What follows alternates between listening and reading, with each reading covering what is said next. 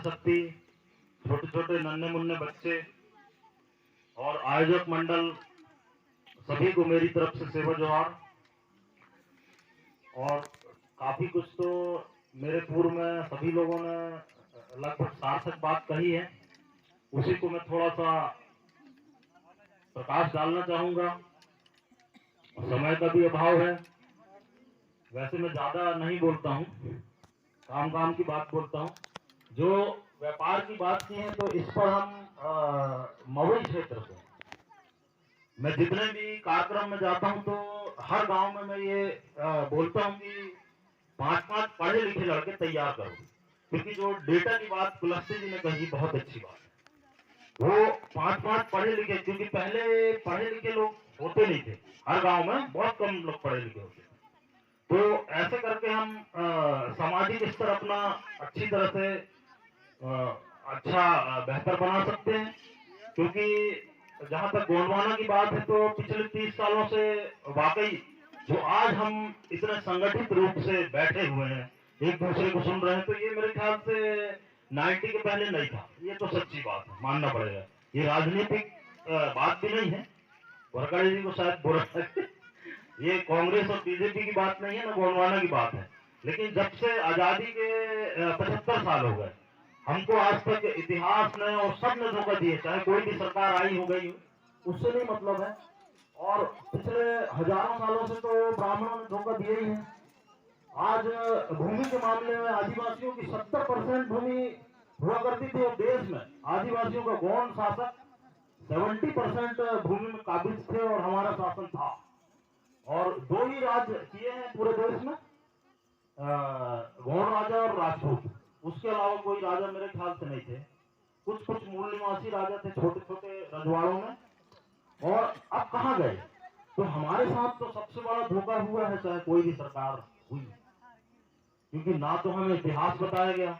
ये तो 30 सालों से हम अपने पूर्वजों को जान रहे हैं, ये राजा थे वो राजा थे। अब क्यों सर्च कर रहे हैं? क्योंकि उसके पहले राजनीतिक जागरूकता नहीं थी।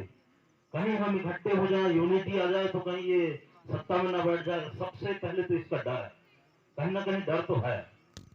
संविधान को न पढ़ने, जैसे वरकड़ी जी बोलते थे, प्रस्ताव में उनने अच्छी तरह बताया। शायद उससे पहले स्कूल शिक्षा में संविधान को जानबूझ के नहीं लाया गया शिक्षा विभाग में। अगर संविधान गांव गांव में पढ़ा दिया जाएगा तो लोग अपने अधिकारों की लड़ाई के लिए निकल पड़ेंगे। क्योंकि दादा के आंदोलन से तो वैसे ही पूरे देश में हो हल्ला हो रहा। कहीं संविधान पढ़ा देते तो शायद पहले से हल्ला होना।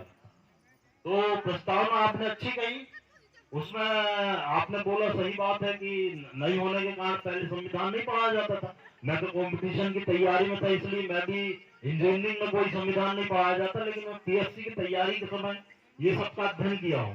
तो संविधान की प्रस्तावना आप जो पूछ रहे थे उसकी बात मैं बता रहा हूँ। उसमें 12 अनुसूची है, 22 भाग और 395। मूल रूप से जब संविधान बना तो ये लिखा गया है, बाद में अमेंडमेंट हुआ सब तरह से, तो वो उसमें जोड़ा घटाया गया है। वो भी अपने अपने तरीके से हमको जनजातियों के लिए ज्यादा, क्योंकि सबसे ज्यादा पूरे देश में है जनजाति काबिज, तो मेरे ख्याल से खनिज पदार्थ और जो भी खनिज संपदा है वहां सबसे हर स्टेट में आदिवासी ही रहते हैं। बस जमीन की भी लड़ाई है मैंने, सत्ता में कोई भी रहे, क्योंकि आज जो भी गवर्नमेंट है वर्तमान में उसको भी देखेंगे तो पूंजीवाद को बढ़ावा देना, और जहां कहीं पे भी जमीन है, क्योंकि जितने आदिवासियों की संख्या है उससे ज्यादा जमीन पे काबिज है, तो वो किसी न किसी तरह से हथियाना चाहते हैं। तो कहीं डैम के मामले में हो, कोल हो या सोना हो, सब जहां पे भी आदिवासी वहीं पर है खनन। सबसे ज्यादा पैसा वहीं से पे देखा जाए, झारखंड कहीं पे भी ले लो, छत्तीसगढ़ हो, मध्य प्रदेश हो, वहीं पर ट्राइबल बसते हैं। तो किसी भी तरह इनको हटाना उनकी पहली प्राथमिकता है। और डेवलपमेंट के नाम पे आज तक हमको लूटा गया। कहीं कोई विकास दिख रहा है आपको? सिवाय विनाश के। विकास क्या हुआ? पहले हमारे पूर्वज सोने का उतारना कान में पहनते थे, हाथ में कड़ा, वो सोना चांदी कहाँ गया? तो हमारा विनाश हो रहा कि विकास हो रहा? तो इस चीज को समझना पड़ेगा। तो हमको सबसे पहले तो, चाहे जैसे आज संगीत के माध्यम से हो, सामाजिक कार्यक्रम के माध्यम से हो, चाहे अपने पूर्वजों के माध्यम से हो, बलिदानी तो बहुत हुए, हजारों की संख्या में हो, किसी को आधी भी जानकारी नहीं, 5% की जानकारी नहीं है। सब अपनी अपनी राजनीतिक रोटियां सेक रहे हैं, किसी का वो बता के। लेकिन हम लोग तो पूरे सद्भाव के साथ और अपने भावनापूर्ण तरीके से मनाते हैं, कोई भी हो, जितनी भी जयंतियां वहां पे चाहे कोई राजनीति कर ले। और जब जैसे 4 भी बताया अपने कुलस्ते जी ने, वो सही बात है भाई। हम लोग जिस कदम पे चल पड़े हैं, आर्थिक, राजनीतिक, सांस्कृतिक, उसमें सब समाहित है, सामाजिक, तो हम तो करेंगे। और जब हम मेहनत कर रहे हैं तो स्वाभाविक है सत्ता में तो आना चाहिए। ये तो जिसने नहीं किया और दिल्ली में बैठ के आज तक शासन कर रहे हैं, तो हम तो ग्राउंड लेवल में काम कर रहे हैं ना, क्योंकि वो तो वहां से योजनाएं लाते हैं और ऐसे कुछ लोगों को पहुंचा देते हैं अधिकारी बना के कि वो ही सब क्या विकास नहीं करता, वो लूट के फिर वही सरकार में पहुंचाता है। तो हर 5-5 साल में हमारा विकास के नाम पे सिर्फ झूठ। सही मायने में देखा जाए तो जैसे आज सरकारी नौकरियां पूरी तरह से खत्म होती जा रही, व्यवसाय के मामले में मैं इंजीनियरिंग में मास्टर डिग्री प्राप्त करने के बाद 2 नौकरियां भी छोड़ा हूं, लेकिन मैं व्यवसाय को सिखाते सिखाते, लेकिन अपने समाज में एक कमी है, सही बात है कि वो व्यवसाय करना ही नहीं चाहता। जैसे वरकड़े जी ने बोला, वो 100% सही है कि वो शर्माते हैं। मैं बता रहा हूं, मैं एमटेक करने के बाद जब मैं पढ़ते पढ़ते भी अपना ठेकेदारी करता था। मैं एमपीवी का 1 लाख क्विंटल पूरे जबलपुर संभाग में एक भी आदिवासी नहीं मेरे पास है लाइसेंस, पिछले 15 साल से कर रहा हूँ। तब आज कहीं ना कहीं 3 चुनाव के बाद राजनीति में सफल हुआ। तो बिना आर्थिक स्थिति अच्छी हुए कोई राजनीति भी नहीं कर सकता, ये सब झूठ है। क्योंकि हम गाना सुनने, ये भीड़, ये सामाजिक कार्यक्रम में आते हैं, वहाँ सब पार्टियों के होते हैं, वहाँ कांग्रेस मेंटेलिटी के भी रहेंगे, बीजेपी के भी रहेंगे, गोंडवाना के भी रहेंगे। इसका मतलब ये भीड़ में जो हम प्रोग्राम करते हैं, सबसे ज्यादा ऑर्गेनाइजर और जितने भी कार्यक्रम को ऑर्गेनाइज कराना और जो मेहनत करता है वो गोंडवाना का होता है। इसलिए हमको तकलीफ होती है कि हम इतना मेहनत करते हैं, सब करते हैं, फिर भी हम कोई चुनाव नहीं जीतते। तो बेसिक प्रॉब्लम को समझना पड़ेगा राजनीति में जाने के लिए। आप भी सही बोल रहे थे, सामाजिक प्रोग्राम है, क्या करें, बोलना पड़ता है।